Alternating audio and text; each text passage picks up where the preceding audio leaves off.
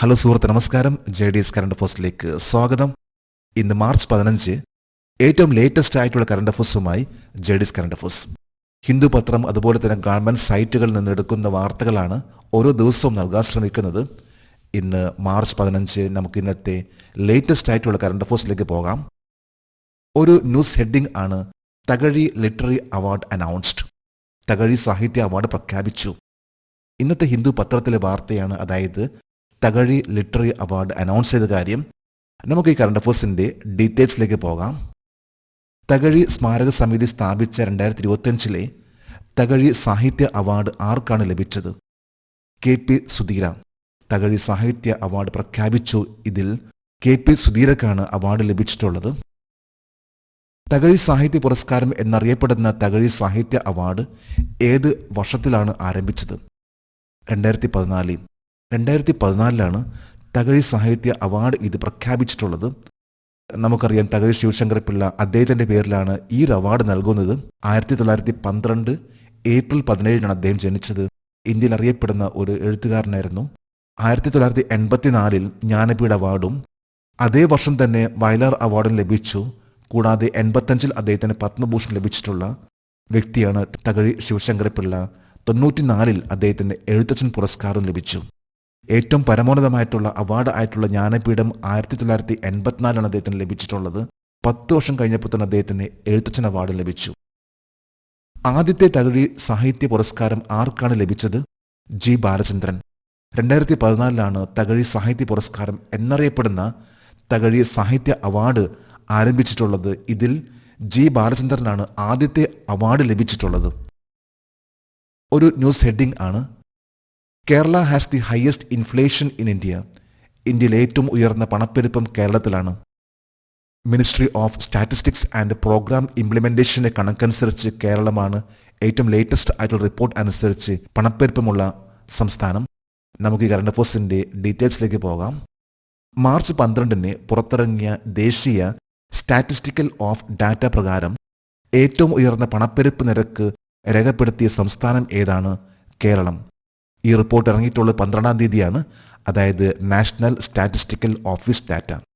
ഇതനുസരിച്ച് കേരളമാണ് ഏറ്റവും ഹയസ്റ്റ് ആയിട്ടുള്ള പണപ്പെരുപ്പം കൂടിക്കഴിഞ്ഞാൽ വില കൂടുതലാണ് ഏറ്റവും കൂടുതൽ നമ്മളെ ബാധിക്കുന്നത്. മിക്കവാറും എല്ലാത്തിനും വില കൂടുന്നു എന്നതാണ് അതിൻ്റെ ഏറ്റവും വലിയ വ്യത്യാസം. ദേശീയ സ്റ്റാറ്റിസ്റ്റിക്കൽ ഓഫീസ് അനുസരിച്ച് 2025 ഫെബ്രുവരിയിലെ കേരളത്തിന്റെ വാർഷിക പണപ്പെരുപ്പം എത്രയാണ്? 7.3%. 7.3% ഏറ്റവും ഹയസ്റ്റ് ആയിട്ടുള്ള, അതായത് സംസ്ഥാനം വെച്ച് നോക്കുമ്പോൾ ഏറ്റവും ഹയസ്റ്റ് ആയിട്ടുള്ള ആ ഒരു കണക്ക് വന്നിട്ടുള്ളത് കേരളത്തിൻ്റെയാണ്. കേരളമാണ് ഇന്ന് ഇന്ത്യ തന്നെ പറയുമ്പോൾ ഏറ്റവും ഹയസ്റ്റ് ആയിട്ടുള്ള പണപ്പെരുപ്പം ഉള്ള സംസ്ഥാനം. കേരളത്തിൻ്റെ 7.3% ആണ് ഇൻഫ്ലേഷൻ റേറ്റ്.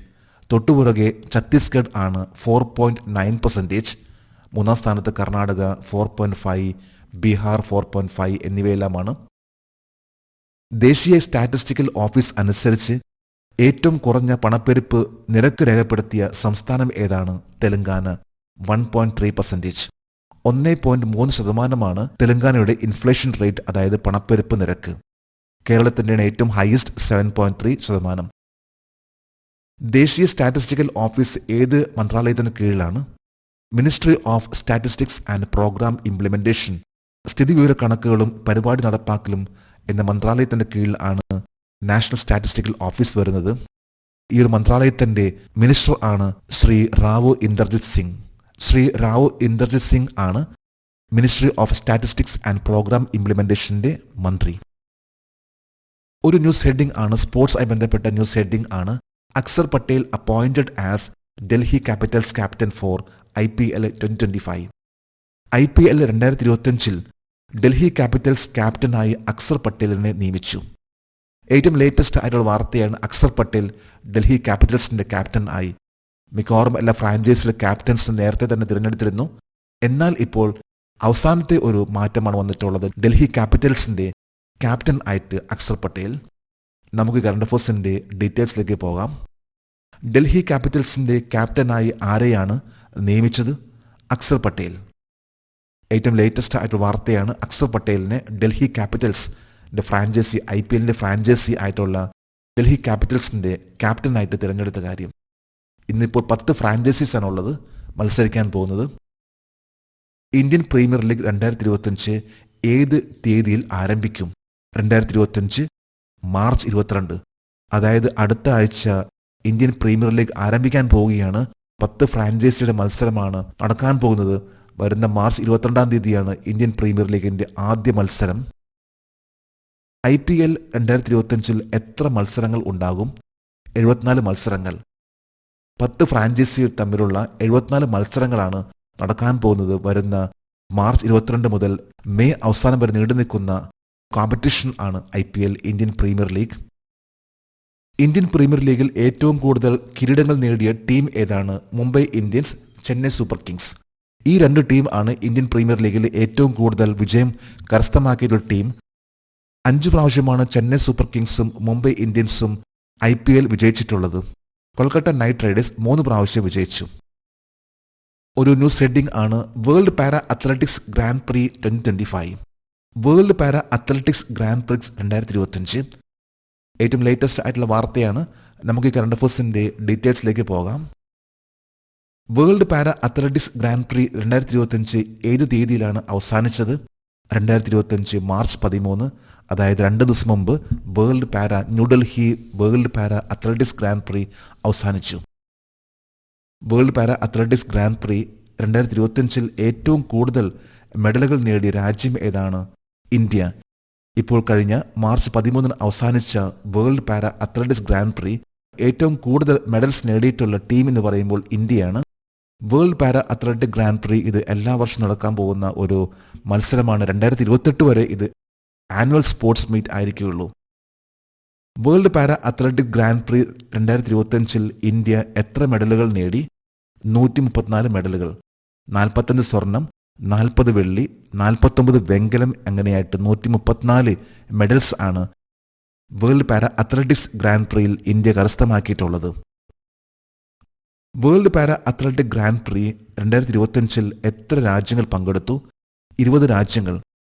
20ഓളം രാജ്യങ്ങൾ പങ്കെടുത്തിട്ടുള്ള ഒരു വലിയൊരു സ്പോർട്സ് മീറ്റ് ആയിരുന്നു world para athletic grand pre. ഇതിൽ ഇന്ത്യ 134 മെഡൽസ് നേടിക്കൊണ്ട് ഏറ്റവും ടോപ്പ് ലെവലിലെത്തി. ഇന്നത്തെ കറണ്ട് അഫയേഴ്സിലെ ലാസ്റ്റ് ഹെഡിംഗ് ആണ് യുണൈറ്റഡ് നേഷനുമായി ബന്ധപ്പെട്ട ഒരു കറണ്ട് അഫയേഴ്സ് ആണ്.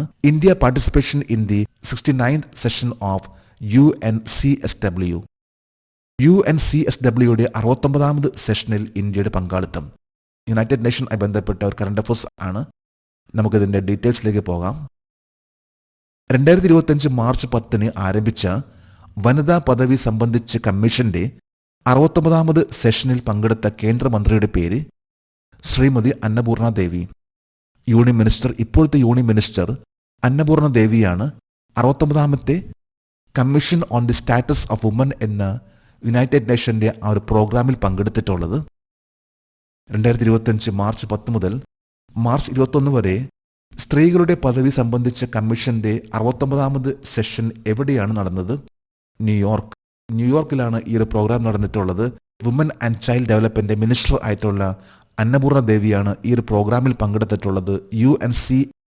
UNCSW എന്നാൽ united nation commission on the status of woman എന്ന ഒരു ഇക്കണോമിക് ആൻഡ് സോഷ്യൽ കൗൺസിലിന്റെ കീഴിൽ വരുന്ന ഒന്നാണ് united nation commission on the status of woman.